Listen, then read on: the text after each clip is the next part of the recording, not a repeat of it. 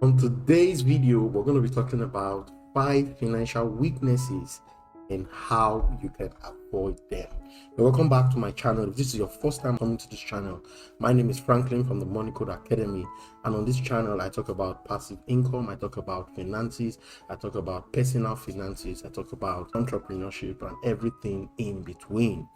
Now, one of the reasons I wanted to do this very video is because I discovered so far from interacting with people and also in my own personal financial journey, I discovered that there are quite a lot of people out there who are facing these financial weaknesses and they don't even know it. In fact, there are many who have come to know that they are facing this issue, but they don't even know how to go about it. So today's video, I'm going to be pointing at some of these things, and I believe strongly it will go a very long way to help you in your financial work. Now, if these are some of the things that interest you, I would like you to stay to the end of this video, and most importantly, if you haven't subscribed, subscribe to the channel. Coming up.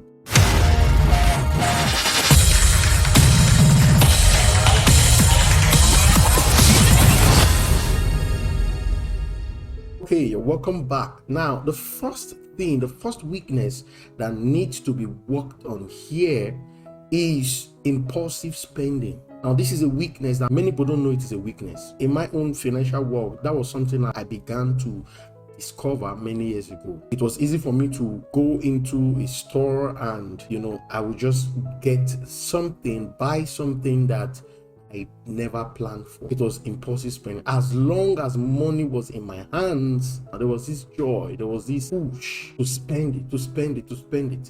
But when I began to educate myself financially, I realized that this is a weakness that needs to be worked on. And so I began to work on it deliberately. Now remember, if you are truly going to change your finances, you've got to be deliberate about it. I've done a video that I took our time to speak about, being deliberate in your financial work. I'll put the link in the description box below, and you can see the thumbnail of that video now showing on your screen. So this is something that you've got to work on: impulsive spending. Understand that there is something called impulsive spending, and when you understand that, it will help you a great deal to begin to work on it. Okay, so that's number one. Number two financial weakness that you truly need to work on is putting your confidence in money. This is something that I've noticed with a lot of people. The very moment money increases, their confidence in money increases, or is a major weakness that can land you in so many troubles. I'm telling you, no matter how your money increases,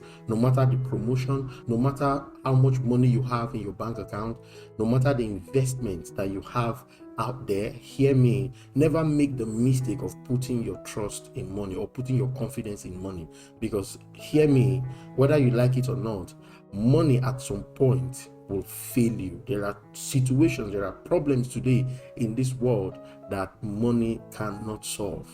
And so for that reason, it is a big mistake for you to put your confidence in money. Your confidence should be in God, not in money, so that the day money is not available or the day money fails, you will still have somewhere and someone to put your confidence in and trust in. So that's something that you need to truly work on. Okay, now the third thing here is that not being able to talk about financial challenges. This is another financial weakness. There are people today, they are so ashamed to talk about their financial condition. It has gone so bad to the point that you will see husbands today are not able to speak to their wives about their financial situation. Some time ago, I saw this video, it was in news, of someone who committed suicide. And one of the reasons the person committed suicide was because of financial issues. And that man could not speak to the family members at all, So at the end of the day, he committed suicide. It was in the suicide note. That was when he was able to, tell the family that this is what was going on. It shouldn't be that way. You should be willing to speak about this, okay? Of course, not to everybody on the street, but then there are people you should be able to confide in and say, look, this is what I'm going through. It could be a financial coach, it could be someone close to you, but learn to say something. Because see, at the end of it all, once you are able to lift that burden off your chest, solutions will surely come up. So this is something that you should learn. This is something that you should work on. It will go a very long way to help you. Okay, now fourth financial weakness that you should know about is not being able to ask for help. Again, this is another weakness. You see people who are going through financial issues and they are ashamed to ask from people. It shouldn't be that way at all. When it comes to financial issues, nobody is above it. That's a lesson that I have learned very early in my financial work. Nobody is above financial challenges, because that is life for you. Situations will always pop up that will put things in the wrong way. No matter how much you have planned, no matter how much emergency fund that you have kept aside, one way or the other, something will always come up. And when it comes up, if you are the type that you don't know how to ask, it becomes a problem. You could even die or go to jail or face a lot of difficulties because you are not able to ask. So you should be able to ask. Okay, at most people will tell you, sorry, there is nothing I can do. They are not going to kill you. You get the point now. So be willing to ask and say, bro or sis, this is what I'm going through, please, can you assist me? You get the point now. So when you do that, it will go a very long way to help you. You get that point now. So that's something that you truly need to work on. Now, another thing that I've discovered that is a major financial weakness amongst many people is not being able to make a budget. There are people today who are running their finances without budget. In most cases, they say, oh, budgeting is a very difficult path to follow. Oh, budgeting is not possible. It's not possible for any of these things to happen. But the truth is, that is a deception. If you truly want to run your finances on a budget, you can. Yeah, there is budgeting for every level, every financial level that you find yourself. If you are earning little, there is budgeting for you. You get the point now. If you are earning so much, there is budgeting for you. You just need to sit yourself down and plan. Budgeting is all about planning your finances, how you are going to spend it. That is what budgeting is all about. It is not for poor people. It is not for people who are not serious. No. It's for men and women who truly want to succeed in their finances. It's all about planning your income and your expenses. That's what budgeting is all about. I've done a mini course on budgeting. I will just put the link to the playlist, in the description box below. Go and watch it. It will go a very long way to help you. You don't need to put in your email. It's right here on YouTube. You just click on the playlist and watch. It's a detailed teaching on budgeting, how you can start. You get the point now. So that's something that you truly need to work on. Don't make the mistake of running your finances without a budget. Have a budget. Know what to spend for, at what time, and how much you are going to be spending.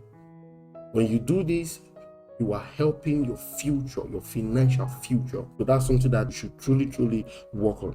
And then bonus point for you, difficulty in saying no. There are people today who's got this financial weakness. They have no ability to say no. Anything you bring to them on the table, they say yes. You come up with a deal for them, they say yes. Sales are going on, they say yes. But when you live your life like this, you will end up spending your money on quite a lot of things that you did not plan or bargain for. And this is something that you should be mindful of. Be willing to say no. Be bold enough to say no. There are certain things you should say no. Even though you want it so badly, be willing to say no, because no will go a very long way to help you, not just in your finances, but also in every other area of your life. Now, if you are liking what you're hearing so far, don't forget to give this video a thumbs up, because it will help the algorithm to push it out to many other people out there. Another bonus point for you is the inability to save. This is another financial weakness. No matter how little you're earning, cultivate that discipline to save little. The truth is, if you can save from $100, you will be able to save when you are earning $5,000.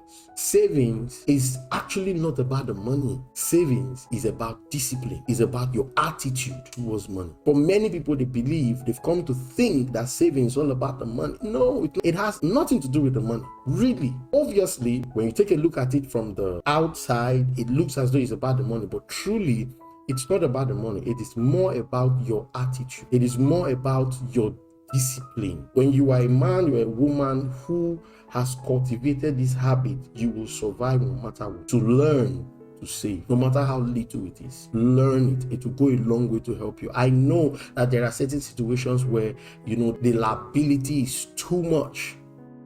and it's not possible to save, I'm going to do another video on that, on how to check your financial health and put it in the right path. Okay, but whatever be the case, saving is something that will save your life in the long run. Okay, another bonus point for you: the inability to have financial goals. This is something that is one mistake that very many people make. It's a financial weakness. They don't have financial goals. Whatever it is that comes their way becomes their financial goal. But guess what? If you are truly going to succeed in your financial work, if you are truly going to succeed, hear me, my friends, you've got to have financial goals. It will help you a great deal. I'm telling you, financial goals are so important. I did a video on the kind of financial goals you should have, the importance of financial goals. I will just put the link in the description box below. Go and watch those videos. It will help you a great deal. Financial goals is actually what determines if you have a financial future or not. I'm telling you. And when you have mastered the art of having financial goals, no matter how things get tough, you will always stay afloat. You get the point now? So that's something that you should work on. Now, the final bonus point here is not counting the financial cost of a certain decision. There are people today who make this mistake. It's a weakness. That moment where they want to buy a brand new car and they want to take it on loan without counting the cost. They don't count the financial cost of what that decision is going to make, the long-term impact that it's going to have. And when they've made that decision, what happens? They find themselves in a situation where they are wondering, how did I get here? You must learn to count the financial cost. Whatever path you want to follow, whatever decision you want to make, learn to count the financial cost.